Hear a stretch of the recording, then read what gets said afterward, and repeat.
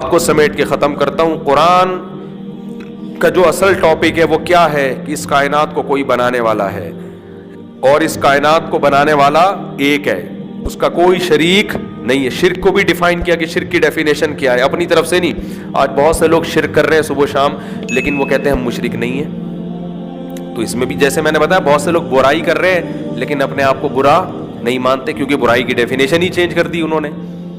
تو ایسے ہی بہت سے لوگ کہتے ہیں یا علی مدد, یا رسول اللہ مدد, یا غوث اعظم مدد, قبروں سے بھی مانگ رہے ہیں, اور حضرت عیسیٰ کو اللہ کا بیٹا بھی کہہ دیا, نبی کو مشکل کشا, حاجت روا, ساری وہ شرکی عقیدے رکھ کے بھی کہتے ہیں ہم توحید پرست ہیں کیونکہ ہم ایک خدا کو ماننے والے ہیں. تو اللہ کہتے ہیں یہ اتنے تکلف کی ضرورت بولو, یہ توحید کے خامخواہ کے تکلف کی ضرورت نہیں. اس کی مثال ہے جیسے کوئی خاتون کہے اپنے میاں سے کہ میں ہی ہوں نا تمہارا میاں. ہاں جی, صرف میرے میاں کون ہے؟ آپ ہیں.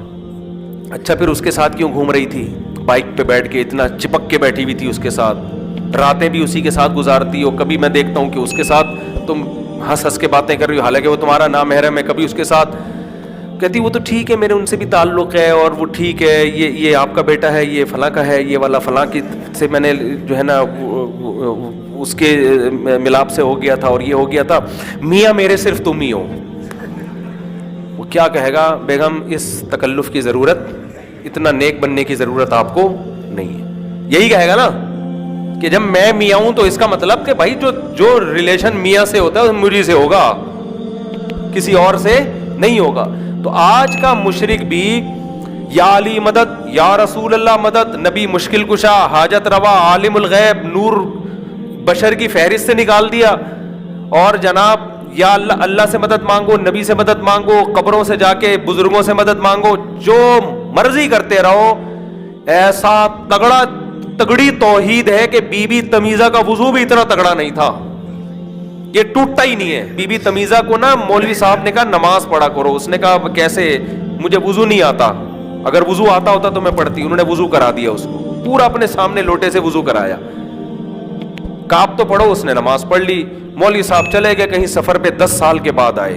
بی بی تمیزہ کے بچے بھی ہو چکے تھے اس وقت, اور 10-15 سال گزر گئے, شادی بھی ہو گئی, بچے بھی ہو گئے. مولوی صاحب آئے, بی بی تمیزہ نماز پڑھتی, اس نے کہا جی الحمدللہ 10 سال میں ایک بھی نماز مجھ سے نہیں چھوٹی. وضو بھی کرتی ہو؟ کہتی وہ تو آپ نے کرا دیا تھا مجھے.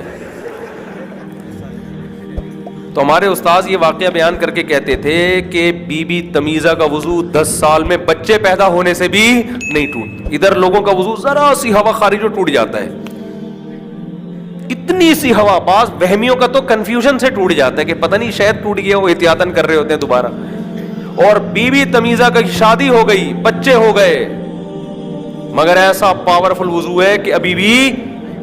تو ایسے ہی بعض لوگوں کی توحید اتنی پاورفل ہوتی ہے کہ یا علی مدد, یا غوث اعظم مدد, یا عباس مدد, یا حسین مدد, یا حسن مدد, یا فاطمہ المدد, یا رسول اللہ مدد, یا غوث اعظم مدد. صبح و شام اللہ کے علاوہ 20 سے مدد مانگتے ہیں, لیکن کہتے ہیں ہم صرف ایک خدا کو مانتے ہیں, ہم مشرک نہیں. تو یار یہ تو عیسائی نسبتاً اچھے نکلے جو صرف ایک شرک کرتے کہ عیسیٰ اللہ کے بیٹے ہیں. وہ صرف حضرت عیسیٰ سے مدد مانگتے ہیں, اس کے علاوہ نہ قبروں سے, کسی سے بھی نہیں. ان کو ہم کہہ رہے ہیں کہ مشرک ہیں, کافر ہیں, اور ادھر درجنوں کو خدا بنا لیا آپ نے, اور آپ کہہ رہے ہو کہ ہم تو صرف ایک خدا کو ماننے والے ہیں. تو اللہ کہے گا کہ اس تکلف کی ضرورت بولو نہیں, یہ تکلف ہے خامخواہ کا. ایک خدا کا مطلب ایک خدا, معبود, عبادت کے لائق, اور عبادت میں سب سے پہلے ہے دعا, کہ ما فوق الاسباب, اسباب سے ہٹ کے کچھ کرنے کی طاقت صرف اللہ کے پاس ہے.